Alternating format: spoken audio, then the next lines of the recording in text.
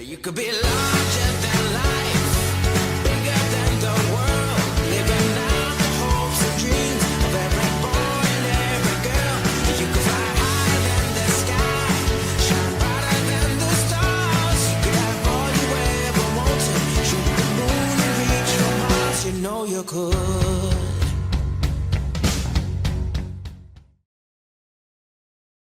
Hi, Danita. Thank you for joining us and taking time out of your busy schedule to be with us. Thank you.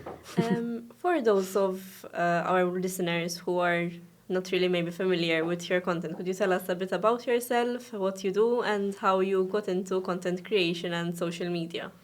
So I'm Danita. I'm 35. I have a son. I got into social media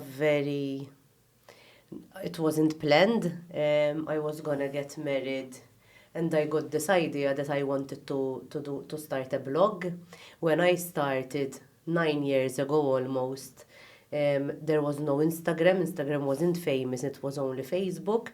And I started to write, not talk, because the stories weren't there. I started to write. I write it in English because at that time Maltese wasn't popular. So I used to write them in English, send them to my cousin who was a teacher, so she will arrange it for me so the English would be perfect. And then I used to post them. And it was going good for obviously someone who just got started. Then one day my cousin and my friend Tamara told me, why don't you write in Maltese? Because that's who you are, that's how you talk normally. I talk in Maltese. And I used to, instead of translating it, I started to write in Maltese. And then that's where the big amount of followers grew for me. And that is why I always tell my followers that on social media you have to be yourself and you have to be real, because people will love you for who you are. So that's how I started. And now that you're on Instagram, you're on all different types of platforms, we see you, sometimes we follow along in your stories and we have glimpses of what your day looks like. If you had to describe for us a day, like a typical day in your life when you're creating content, what would that look like? 24/7. I got really into it, like it's so normal for me now that I take stories that for me it's not work. I schedule my day if I'm going out to go to the shops to show brands in stores, or if I'm going to stay at home and work from home with brands that I can do them from home. So my day is based on what type of content I'm going to create on that day. Then when my son comes at home, it's all spontaneous. No jobs are done, written on a diary. So that's all real content. So what I schedule is what brands I'm going to promote on the day. That's only what I schedule. Okay. And I think one of the main things that followers love about you, and the fact that's why people keep on following you, is that you're very real, you're very authentic, and you manage to keep your life. I think followers seem to get a connection with you because they feel like you're actually being real and showing us and saying things as they are. How do you manage to create a balance between this keeping it real but also monetizing the platform and making sure that brands are getting what they want from you, and you're not, maybe sharing things which brands wouldn't want shared? I don't really think about it that much because I honestly be myself. So I don't know how to be anyone else. That is the main thing that brands know about me. I keep it real because I choose brands that I really love. I never accept a contract that the brand is not me. So for me, it's as I told you before, it's not like I'm forcing it. I balance it out now that my son is growing up, because when he was younger, I didn't really think about it that much, but now that he's growing up, I try not to get him in certain ways that maybe he'll grow up and he won't like what I showed about him. So that's the only thing I have in mind that I balance out. And of course, that if I'm working with a brand that is face creams, I won't accept another contract that have the same products because it doesn't make sense. Because if you are Yes. using a product, you have to respect the brand and not have conflict of interest on your platform. And this the being real, has it ever maybe not gotten you in trouble? Wouldn't be the right words, but Yes, has there sometimes ever it been does. any? Sometimes it does because I speak a lot. I speak what I'm thinking. I say it without thinking it twice sometimes, and yes, it did get to me sometimes that I get comments of hate and because I speak too much. So yes, sometimes it does, but I always tell my husband and my family, if that is what's my if that's my real opinion, then it's fine for me because not everyone will. Everyone will have the same Exactly, opinions, even in life. So, Exactly. and to get more into details of obviously the content creation as a business, we've heard people, complain that social media is always changing. What works today will not work tomorrow. How do you manage to keep on track and keep updated with all these changes in the algorithms and things like that? For me, maybe it's a bit different than other social media creators. Is that my niche is Maltese, so I don't want to go viral abroad because my niche is Maltese. So if I go viral abroad, it won't make sense for It will me be for nothing. because my brands are Maltese, my followers are. I want them to be Maltese. So for me, it's a bit different because I don't do these viral reels that they want you to go viral with. But I always tell people that want to get into this business that you have to be yourself and you have to find your niche that works for you. Because if you don't find the niche that you can be yourself, you'll get bored doing it because you'll force it, and someday or one way or another you're gonna get bored and people will know that it's a scene. It's not real. So I think the main thing that people want to see is you being yourself. At least for me. And if you had to give advice to businesses when they're approaching content creators, sometimes most businesses don't really know how to start. They go, okay, they panic and they say, okay, you know what, she has a lot of followers, I don't really care what she's doing, I'm going to her because she has a big audience. What do you look for when a brand is approaching you? First of all, the brand has to see what they are looking for. If they want content that is like perfect looking and maybe they want the brand to look a specific way, they have to find a social media content creator that fits to the brand. Because obviously, for example, for me, I'm not that type of content creator. But if they want someone who uses the product and they want people to see someone using it in an everyday life, then they have to find the same niche as I'm telling people who want to work in social media. It's the same for brands. So you have to find the perfect creator that fits to the brand. For example, for myself, if a brand that is really have high standards, I don't work with them because it's not me. I'm real, and it's the way I promote a brand. It's very real. So if a brand wants the perfect looking image, they have to find what they want to promote, obviously. And for example, when you're signing on with brands, is it usually a contract which says, for example, I have to post 10 times on stories or twice on what is so that's what's it. It's so do you usually come up together with this together with the brand, or do the brands come to you with these ideas? no, And the brand contacts me. I have a rate of my own. I tell them my rate. If they agree I usually work with an amount of stories per month, and Alright, the brand okay. obviously has to accept what my rate, obviously. And obviously, I won't ask you to mention any names or any brands, but have you ever, maybe has a brand ever approached you and you were like, you know what, this really does not fit what I'm trying to do, so I'm going I to do say it a lot. no here. Yes, I refuse a lot, not because I'm snobbish or anything, but because I try to choose the brands that I really love. And again, if I work with a brand that is skincare, I cannot work with any other another skincare skincare brand. So obviously you have to refuse them.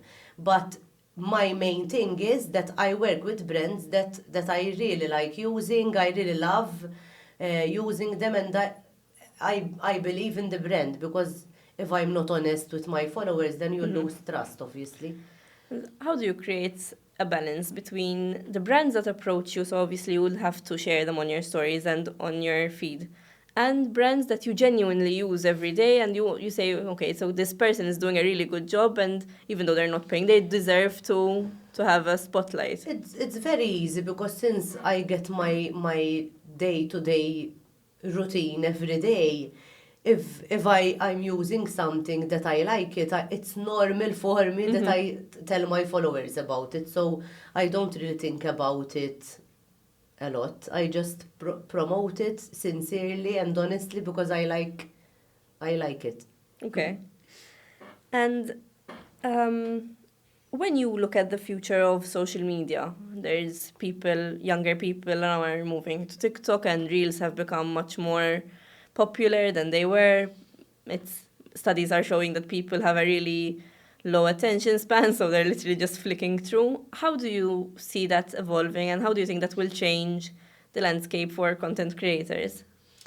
When Reels started, I was really panicking because because I loved taking photos. For me, it was simpler to take a photo and post it than doing a reel. A reel, you have to think more about it, obviously, because there's always a story behind it. You have to think more about it than So it's taking not a a 5-second picture. snapshot. Exactly. And But when you find what you love, and I found my niche in doing reels that are jokes and funny, you'll start enjoying it more, obviously, because the feedback is more than just a post. So I don't really think about tomorrow. So I live day by day a lot, but it is getting more difficult because you have to work faster. I think. And going, you're saying live day by day, and things have to be uploaded faster. If we have to look at what that does to maybe your personal life, I mean, you have a son, and you were mentioning you're married, you have obviously your family in general. How does this, sort of the fact that you have to keep, not have to, but I mean, you're expected to post on social media all the time, maybe affect them? Do they actually? If you manage to make the balance, I work a lot when my son is at school. Okay. He doesn't really see me doing reels and putting my phone and doing a lot of reels, like, because obviously if I'm doing a reel for work and there's my son, I don't pretend him to stay on the sofa and doesn't move. So I don't do them while he's at home. So he doesn't really know what I do. So it's all about finding a balance where Yes, your son can still be even my young husband. and enjoy. Yes, I don't. In fact, I hate him staying on the phone because I don't like him seeing all these reels, because I think it's for them, since he's young, he's still 4. I don't think it's healthy that he sees a lot of reels. And do you feel a sense of responsibility? I mean, we're seeing that the negative effect sometimes that social media can have, especially on women, and with all these perfect-looking people. And I mean, sometimes it's edited. It affects even myself, that I work in this business and I know, and I always tell my son, because he loves seeing them on YouTube, and what he loves is the short reels, obviously, like us, because they're addictive. And I always tell him, Len, it's acting, they're acting it out, because obviously he wouldn't know. Especially at that young age, Exactly. And I try to control it, and I try to teach him that it's not true, but it is. a problem in a way because it affects us all. So it's a big responsibility for us to portray someone. For me, at least, I try to portray someone that is real. If a lot of reels are doing a perfect mother look-alike, I try to do the opposite because that is 50 or 70% of the normality. And if you had to think about some common misconceptions of being a content creator, maybe even things that have been said to you, what would these be and how do you... People think that we don't work, we don't do nothing, we get everything for free, we get paid for nothing, but I had a salon before I worked as a content creator, and I'm telling you it's half the work that I'm doing now. You have to think all the time, even whilst you're driving, even before you go to bed, you have to think of every day on what content you're going to create next. It's very fast, so you have to always think what you're gonna do. It's difficult. It's not easy as it looks. I think it obviously also has an effect on yourself because at the end of the day you're the product. I mean, if you're selling yourself here. Even if we're eating at a restaurant, you have to be careful what to say and what to do. Even if I went to a restaurant and they didn't serve me well, I don't say it because you have to portray yourself. As I'm telling you, I'm honest and I'm real and I don't like doing these things. But even if you have the right to say something, I always try to make sure and not make myself look like the person that I am not. You know what Yes, and it also... The honesty, sometimes I think it could play into some people thinking, oh, she's complaining about this and this and this, so she's not easy to work with. I will not get her because... Exactly. Even when you're outside, you're with your son, I'm shouting with my son, it's normal, and someone comes to talk to you thinking that you're always a clown. And I am in a panic mode with my son, but people obviously see you as a 15-minute a day from your whole day, and obviously you cannot portray yourself always. Yes, and I think it's also when things happen in your personal life, it's difficult because obviously you cannot, let's say, bad things happen to all of us, but you have to keep on smiling and you keep on... I always try to... I'm a real... As a person, I was always like this. I say everything that happens to me, and that's what I do on social media. But sometimes, to respect my husband and my son, I cannot say everything. But I try... Always, I try to say it in one way or another because that is the normality. It's useless to try to put yourself as a perfect couple when nobody is perfect. So it's nice to say these things sometimes because people... And I think people then would feel Exactly. even more betrayed if you're always saying, no, I never fight with my husband or this and that. And then they see you outside and maybe you're having an argument, which is a completely normal thing. One final question that I have for you is, when you started out, what's one piece of advice you wish that someone had given you, and what advice do you give people who are going into content creation now? As I said in the beginning, when I started, I tried to portray myself as a different person. I tried to talk in English whilst I don't talk in English normally. And that was something that it really taught me that in life you have to be yourself to be loved. If you try to be someone else on social media, it won't work for you because people will realize if you are showing your true colors, you cannot show yourself as someone that you are not. Obviously, if you want to be a content creator based on your lifestyle, obviously. So that would be the advice I'll give to someone who wants to start this job. I would say be yourself. And I think we can apply this as well to businesses. There's no use in trying to portray this perfect business or everything just being perfect. For businesses, what I would say is to let the content creator be herself with the brand you want to work with. Because even when a brand gives me something that I want to work with, it's nice that they let me be myself with the brand. And I think that also humanizes the brand a lot. It's not Exactly. just a product. Exactly. Thank you very much for your time. Thank you. And thank you for all these stories You're that you've shared welcome. with us. Thanks.